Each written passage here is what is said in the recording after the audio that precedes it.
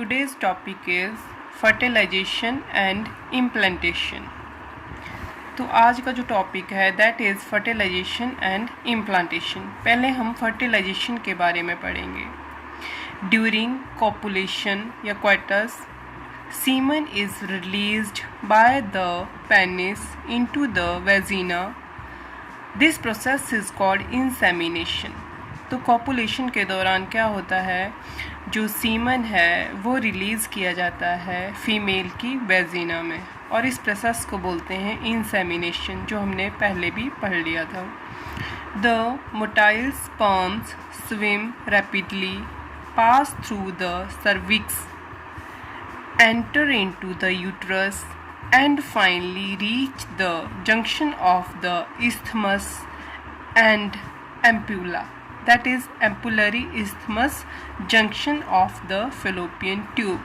तो क्या होता है, स्पर्म जो हैं वो मोटाइल होते हैं, मतलब वो मूव कर सकते हैं, वो स्विम करते हैं बहुत ही फास्ट, और वो वेजिना के थ्रू जो है फिर सर्विक्स में चले जाते हैं, उसके बाद वो यूट्रस में चले जाते हैं, और फाइनली वो कहाँ पे पहुँच जाते हैं, वो फेलोपियन ट्यूब में पहुँच जाते हैं, और फेलोपियन ट्यूब में भी वो पहुँच जाते हैं इस्थमस और जो एम्पुला का जंक्शन होता है वहाँ पे पहुँच जाते हैं. ये हमने फीमेल रिप्रोडक्टिव सिस्टम में पूरा पढ़ लिया था. ठीक है, तो वो फेलोपियन ट्यूब के जो है एम्पुलरी इस्थमस जंक्शन में पहुँच जाते हैं. तो मैं आपको यहाँ से बता देती हूँ, जैसे यहाँ पे सीमन आ गया बेजीना में, बेजीना के थ्रू यहाँ पे सर्विक्स है, सर्विक्स में आ गया, फिर यूट्रस में चला गया जो स्पर्म है, उसके बाद जो स्पर्म है वो यहाँ तक पहुँच जाता है एम्पुला तक. एम्पुला और ए वाला जो पार्ट है वो इस्थमस है, ए वाला एम्पुला है, ये हमने पढ़ लिया था. तो यहाँ तक जो है वो स्पर्म पहुँच जाएगा, और इस साइड से भी जो ओवरी है वो एग रिलीज़ करती है, तो एग भी यहाँ तक जो है फ्लोपियन ट्यूब तक जो है वो पहुँच जाता है. तो यहाँ पे स्पर्म और एग जो है वो फर्टिलाइज होते हैं, वो फ्यूज़ होते हैं, और यहाँ पे जो है इस पार्ट में फर्टिलाइजेशन जो है वो होती. Fertilisation can only occur if the ovum and sperms are transported simultaneously to the ampullary isthmus junction. Fertilisation जो है वो तभी होगी अगर ओवम या फिर एग और स्पर्म जो हैं दोनों एक साथ जब साइमल्टेनियसली जो है फलोपियन ट्यूब में पहुंचेंगे, तभी जो है फर्टिलाइजेशन होगी. वहाँ पे अगर स्पर्म पहुंचता है तो वहाँ पे एग भी होना चाहिए उस टाइम पे, तभी फर्टिलाइजेशन हो सकती है. दोनों को होना चाहिए, एग भी वहाँ पे होना चाहिए और स्पर्म को भी उस टाइम पे वहाँ पे होना चाहिए, तभी फर्टिलाइजेशन होगी, अदरवाइज जो है फर्टिलाइजेशन नहीं होगी. This is the reason why not all copulation leads to fertilisation and pregnancy. यही रीज़न है कि जितनी ऐसा नहीं होता है कि हर एक बार जो कॉपुलेशन होती है उससे फर्टिलाइजेशन हो जाएगी और प्रेगनेंसी हो जाएगी. फर्टिलाइजेशन और प्रेगनेंसी तभी होगी अगर वहाँ पे दोनों चीज़ें होनी चाहिए, एग भी होना चाहिए और स्पर्म भी होना चाहिए, साइमल्टेनियसली होने चाहिए, एक साथ होने चाहिए, तभी फर्टिलाइजेशन जो है वो होगी. ये जो स्ट्रक्चर है ये ओवम का, एग का स्ट्रक्चर है.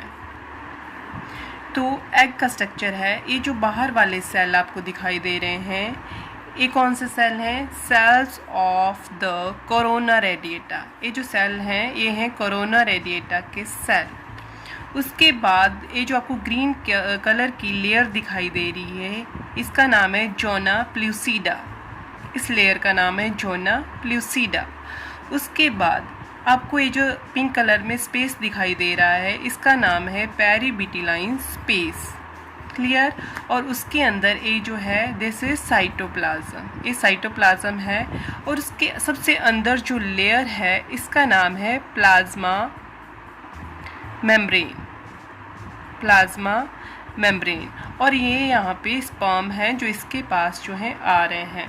तो स्पर्म जो है सबसे पहले एंटर करेगा कहाँ से, सबसे पहले जो स्पर्म का जो कैप लाइक स्ट्रक्चर है एक्रोसोम, वो जोना प्लूसिडा में एंटर करेगा, जोना प्लूसिडा के अंदर जो है एंटर करेगा। जब ये यहाँ पे एंटर कर जाएगा तो जोना प्लूसिडा जो होती है मेम्ब्रेन, उसमें कुछ चेंजेस आ जाती हैं। उस चेंजेस के कारण क्या होता है कि उसको और स्पर्म इसके अंदर अब एंटर नहीं कर सकते हैं, इसको सिर्फ एक ही स्पर्म जो है वो फर्टिलाइज कर सकता है। तो और स्पर्म्स की जो एंट्री होती है वो ब्लॉक हो जाती है, क्योंकि इसके अंदर कुछ ऐसी चेंजेस आ जाती हैं जो और स्पर्म की एंट्री को ब्लॉक कर देती हैं। ठीक है, तो ये जो स्पर्म्स है पहले जोना प्लूसिडा में जाएगा, उसको पार कर लेगा, उसके बाद प्री विटिलाइन स्पेस, फिर प्लाज्मा मेम्ब्रेन को, और उसके बाद जो है ये पहुंच जाएगा यहाँ पे साइटोप्लाज्म तक। The process of fusion of a sperm with an ovum is called fertilization। ये जो प्रोसेस होती है जिसमें स्पर्म जो है ओवम के साथ फ्यूज़ होता है, उस प्रोसेस को बोलते हैं फर्टिलाइजेशन। ड्यूरिंग फर्टिलाइजेशन के दौरान क्या होता है, a sperms comes in contact with the zona pellucida layer of the ovum. Ovum की जो बाहर वाली लेयर होती है उसका नाम है जोना प्लूसिडा। तो स्पर्म सबसे पहले जोना प्लूसिडा के कॉन्टैक्ट में आता है, जो हमने डायग्राम से देख लिया। उसके बाद and induce changes in the membrane that block the entry of additional sperms। और जब स्पर्म जो है जोना प्लूसिडा के कांटेक्ट में आता है तो उसकी मेम्ब्रेन में ऐसी चेंजेस आ जाती हैं जिसकी वजह से उसके अंदर कोई और स्पर्म जो है एंटर नहीं कर सकता है। Thus, it ensures that only one sperm can fertilize an ovum। और ये इसलिए होता है ताकि इंश्योर हो जाए कि एक एग को एक स्पर्म ही फर्टिलाइज कर सकता है। The secretion of the acrosome help the sperm enter into the cytoplasm of the ovum through the zona pellucida and the plasma membrane। The secretion of the acrosome, हमने जब sperm की diagram देखी थी, structure पढ़ा था, उसमें हमने देखा था एक्रोसोम, जो उसका कैप लाइक स्ट्रक्चर होता है हेड पर, उसको एक्रोसोम बोलते हैं। तो एक्रोसोम के अंदर कुछ ऐसी सिक्रीशंस होती हैं जो स्पर्म को साइटोप्लाज्म के अंदर एंटर करने में हेल्प करती हैं, ताकि जो स्पर्म है वो उसके ओवम के साइटोप्लाज्म के अंदर जो है वो चला जाए। थ्रू द कैसे जाएगा, सबसे पहले जोना प्लूसिडा में जाएगा, फिर प्लाज्मा मेम्ब्रेन को पार करेगा, फिर उसके बाद जो है ये साइटोप्लाज्म में पहुंच जाएगा। पहले जोना प्लूसिडा को पार किया, फिर प्लाज्मा मेम्ब्रेन को पार किया, फिर जो स्पर्म है वो यहाँ पे साइटोप्लाज्म तक जो है वो पहुंच जाएगा। जैसे स्पर्म है तो एक स्पर्म ही एक एग को फर्टिलाइज करेगा, बाकी नहीं कर सकते हैं, उनकी एंट्री जो है वो ब्लॉक हो जाती है। This induced the completion of the meiotic division of the secondary oocyte। जब स्पर्म जो है एग के अंदर चला जाता है, फर्टिलाइजेशन हो जाती है, उसके बाद जो मियोसिस 2 है वो कंप्लीट हो जाएगी अब। ठीक है, the second meiotic division is also unequal and results in the formation of a second polar body and a haploid ovum, जिसको oocyte भी बोलते हैं। ये हमने oogenesis की प्रोसेस में पूरा पढ़ लिया है। जब सेकंड meiotic डिवीज़न होगा तो अनइक्वल होता है ये भी, इसमें एक छोटा सेल बनता है जिसको सेकंड पोलर बॉडी बोलते हैं, और एक और थोड़ा बड़ा सेल बनता है उसको ओवम बनता है, वो उसको हैप्लॉयड ओवम मतलब एन होता है, उसमें भी हैप्लॉयड होता है, उसमें भी half the number of chromosome होते हैं, उसको oocyte बोलते हैं। ठीक है, उसके बाद soon the haploid nucleus of the sperm. अब क्या होता है, स्पर्म के अंदर जो न्यूक्लियस होता है उसमें भी एन होता है, half the number of chromosome होता है, and that of the ovum, ovum में भी हाफ होते हैं, एन होता है। फ्यूज टुगेदर, वो आपस में फ्यूज करते हैं to form a diploid zygote, और डिप्लॉयड 2n जायगोट बन जाएगा। n स्पर्म से आएगा, n ओवम से आएगा, n 2n बन गया। अब जो जायगोट बनेगा वो डिप्लॉयड होगा, 2n होगा, उसमें पूरे 46 क्रोमोसोम होंगे। 23 स्पर्म से आएंगे और 23 जो हैं वो ओवम से आएंगे। अब जो जायगोट है वो डिप्लॉयड है। How many chromosome will be there in the zygote, zygote में कितने क्रोमोसोम होंगे, 46 होंगे। अब अब हम थोड़ा सा सेक्स डिटर्मिनेशन के बारे में पढ़ लेते हैं। जैसे जो मेल होते हैं उनमें 46 क्रोमोसोम होते हैं, उसमें से जो 22 पेयर्स होते हैं वो मेल और फीमेल दोनों में जो हैं बराबर ही होते हैं। एक पेयर होता है जो डिफरेंट होता है। तो मेल में क्या होता है? मेल में होता है एक्स एंड वाई, इनको बोलते हैं सेक्स क्रोमोसोम, ठीक है। और फीमेल में होते हैं एक्स एक्स। तो जिस टाइम फर्टिलाइजेशन होती है तो मेल के जो स्पर्म होते हैं उनमें हाफ में एक्स होता है, हाफ में बॉय होता है। 50% जो होते हैं उनमें एक्स होगा, 50% में बॉय होगा। बट जो फीमेल का एग होगा उसमें एक्स ही होगा, कोई भी एग होगा उसमें एक्स ही होगा। तो यहाँ से अगर मेल के स्पर्म में एक्स है और इधर फीमेल से भी एक्स ही आ रहा है तो क्या होगा? फीमेल होगी, जो बच्चा होगा वो फीमेल होगा, ठीक है। और अगर इधर स्पर्म में बॉय है और इधर फीमेल जो है वो एक्स, क्योंकि फीमेल के पास तो एक्स ही है तो वो एक्स ही देगी, ठीक है। तो एक्स वाई हो गया, तो ए जो है ये मेल होगा। तो क्या हुआ? फीमेल के पास तो एक्स ही है, वो एक्स ही दे सकती है, बट मेल के पास एक्स है और बॉय भी है। तो ये मेल पे डिपेंड करता है कि जो बच्चे का सेक्स होगा वो मेल होगा कि फीमेल होगा। जो हमारी सोसाइटी में मदर्स को रिस्पॉन्सिबल समझते हैं कि जो जैसे लड़की पैदा हो जाती है, बट ऐसा नहीं है। फादर जो है इस चीज़ के लिए रिस्पॉन्सिबल होते हैं कि बच्चे का सेक्स क्या होगा। Clear? One has to remember that the sex of the baby has been decided at this stage itself. Fertilisation के टाइम पे ही जो सेक्स है बेबी का कि वो मेल होगा कि फीमेल होगा वो डिसाइड हो जाता है फर्टिलाइजेशन के टाइम पे। Let us see how. As you know, the chromosome pattern in the human female में जैसे कि आपको पता है एक्स एक्स होता है, and that in the male में होता है X Y.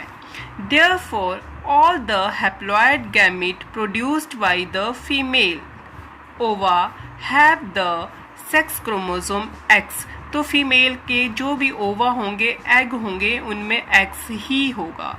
Where as in the male gamete जो स्पर्म्स होंगे, the sex chromosome could be either X और बॉय, उसमें एक्स भी हो सकता है और बॉय भी हो सकता है। Hence 50% of sperms carry the x chromosome. तो 50% जो स्पर्म्स होते हैं उनमें एक्स क्रोमोसोम होता है, while the other 50% carry the boy, और जो 50% होते हैं उनमें बॉय होता है। After fusion of the male and female gamete, the zygote would carry either XX or XY depending on whether the sperm carrying X or boy fertilize the ovum। तो बाद में जो मेल होगा या फीमेल होगा तो ये डिपेंड करेगा फादर पे। अगर स्पर्म में एक्स होगा तो फीमेल होगी, और अगर फादर के स्पर्म में बॉय होगा तो मेल होगा। The zygote carrying X X would develop into a female. अगर एक्स एक्स होगा तो फीमेल होगा, and X Y would form a male. अगर एक्स वाई होगा तो मेल होगा। You will learn more about the chromosomal pattern in lesson जो आगे हम पढ़ेंगे 5th, उसमें इसकी डिटेल पढ़ेंगे। क्लियर? अब नेक्स्ट हम देखेंगे कि इम्प्लांटेशन जो प्रोसेस होती है वो कैसे होती है। तो यहाँ पे अभी ये एग है, इसके बाद यहाँ पे ये एग है, एग के अंदर जो है स्पर्म एंटर कर रहा है। तो जब एग के अंदर स्पर्म ने एंटर कर लिया उसके बाद जो है माइटोसिस डिवीजन जो है वो स्टार्ट हो जाएगा।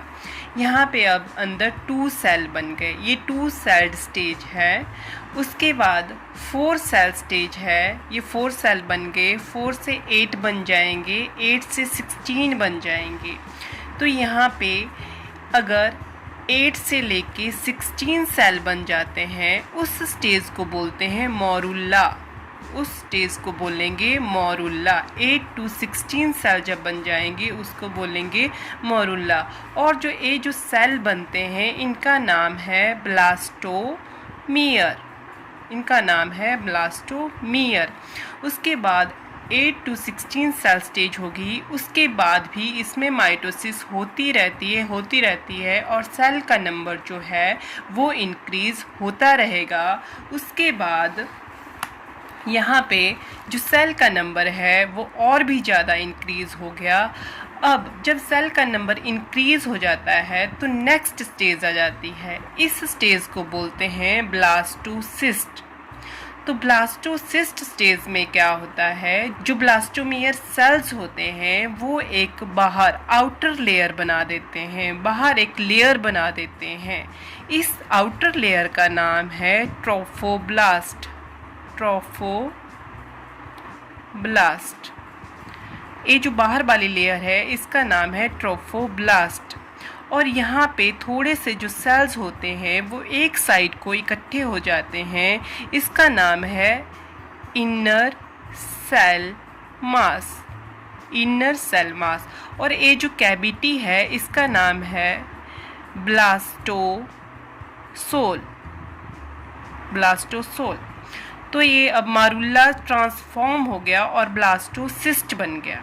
ये ट्रोफोब्लास्ट है, बाहर वाली लेयर ब्लास्टोमियर से बनी होती है, और ये इनर सेल मास है। ये जो इनर सेल मास है इसी से आगे जाके एम्ब्रियो बनेगा, इसी से आगे जाके बेबी बनेगा। ये यहाँ पे जो है ब्लास्टोसिस्ट बन गया।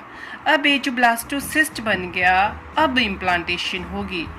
ब्लास्टोसिस्ट जब बन जाता है तो ये यूट्रस में जो है इम्प्लांट हो जाता है। अब एक बार हम यहाँ से देखते हैं, ये जो मैंने आपको समझाया वही है। यहाँ पे एग रिलीज़ हुआ ओवरी से, यहाँ पे इसको स्पर्म मिल गया, 2 सेल स्टेज बन गई, फिर 4 बन गई, यहाँ पे मॉरुल्ला बन गया। मॉरुल्ला बनने के बाद इसकी और भी ज़्यादा सेल इंक्रीज़ होते जाएंगे और यहाँ पे जो है ये ब्लास्टोसिस्ट बन गया। यहाँ पे जब यूट्रस में पहुँच गया तो ब्लास्टोसिस्ट बन गया। अब ये जो ब्लास्टोसिस्ट है इसकी जो आउटर लेयर है ट्रोफोब्लास्ट, वो एंडोमेट्रियम में, यहाँ पे देखो एंडोमेट्रियम में यहाँ पे अटैच हो जाएगी। तो ये ब्लास्टोसिस्ट अब इम्प्लांट हो गया यूट्रस के अंदर, एंडोमेट्रियम में इम्प्लांट हो गया। जो इनर सेल मास है, ए वाला जो इनर सेल मास है, इससे क्या होगा, इनर सेल मास से एम्ब्रियो बनना स्टार्ट हो जाएगा और ये जो यूट्रस के सेल होते हैं ये इंक्रीज होते जाएंगे और इसको पूरा कवर कर लेंगे। जो ब्लास्टोसिस्ट है इसको पूरा कवर कर लेंगे और इम्प्लांटेशन हो जाएगी और इसके बाद जो है प्रेगनेंसी हो जाएगी। The mitotic division start as the zygote moves through the isthmus of the oviduct called cleavage towards the uterus। तो जब जायगोट मूव करेगा फ्लोपियन ट्यूब से आगे को यूट्रस की तरफ जाएगा, उस टाइम पे माइटोटिक डिवीज़न, माइटोसिस स्टार्ट हो जाएगी और इस प्रोसेस को बोलते हैं कि क्लीवेज स्टार्ट हो जाएगी। एंड फॉर्म्स 2, 4, 8, 16 डॉटर सेल्स बनेंगे माइटोसिस के कारण और उन सेल्स को बोलते हैं blastomere. The embryo with 8 to 16 blastomere is called morula. 8 to 16 cells की जो स्टेज होती है उसको बोलते हैं morula. The morula continue to divide, morula जो है वो डिवाइड करता रहेगा एंड ट्रांसफॉर्म्स इनटू ब्लास्टोसिस्ट, और वो ट्रांसफॉर्म हो जाएगा अब ब्लास्टोसिस्ट में। As it moves further into the uterus, जैसे ही वो आगे यूट्रस में जाएगा, मूव करेगा, the blastomere in the blastocyst are arranged into an outer layer called trophoblast. अब जो ब्लास्टोमियर हैं, ब्लास्टोसिस्ट के अंदर जो ब्लास्टोमियर हैं उनकी एक बाहर एक लेयर बन जाएगी, वो एक लेयर में अरेंज हो जाएंगे, उस लेयर को बोलते हैं trophoblast. And an inner group of cells, अंदर की साइड को एक ग्रुप होता है सेल्स का जो अटैच हो जाता है, अटैच टू ट्रोफोब्लास्ट, ट्रोफोब्लास्ट के साथ एक साइड को अटैच हो जाता है, उसको बोलते हैं inner cell mass. The trophoblast layer then gets attached to the endometrium and the inner cell mass gets differentiated as the embryo। जो ट्रोफोब्लास्ट की लेयर है वो यूट्रस की जो एंडोमेट्रियम लेयर है उसके साथ अटैच हो जाएगी और जो इनर सेल मास है वो डिफ्रेंशिएट हो जाएगा और एम्ब्रियो बनाना स्टार्ट कर देगा। After attachment the uterine cell divide rapidly. जैसे ये अटैचमेंट हो जाती है एंडोमेट्रियम के साथ तो यूट्रस के जो सेल्स होते हैं वो जल्दी जल्दी से उनमें डिवीज़न स्टार्ट हो जाता है एंड कवर द ब्लास्टोसिस्ट, और वो पूरे ब्लास्टोसिस्ट को जो है कवर कर लेते हैं। As a result the blastocyst become embedded in the endometrium of the uterus. तो क्या होता है, जो ब्लास्टोसिस्ट होता है वो यूट्रस की जो एंडोमेट्रियम होता है उसमें प्रॉपरली पूरी तरह से एम्बेडेड हो जाता है, उसके अंदर धंस जाता है। दिस इज कॉल्ड, और इस प्रोसेस को बोलते हैं implantation, and it leads to pregnancy, और उसके बाद जो है प्रेगनेंसी जो है वो हो जाती है। अभी हमारा ये टॉपिक जो है फर्टिलाइजेशन और इम्प्लांटेशन तक जो है कंप्लीट हो गया है। इससे रिलेटेड अगर आपको कोई भी प्रॉब्लम है या आपको अच्छा लगा है तो आप मुझे कमेंट करके बताएं और मेरे चैनल को लाइक, शेयर और सब्सक्राइब करें। Thank you.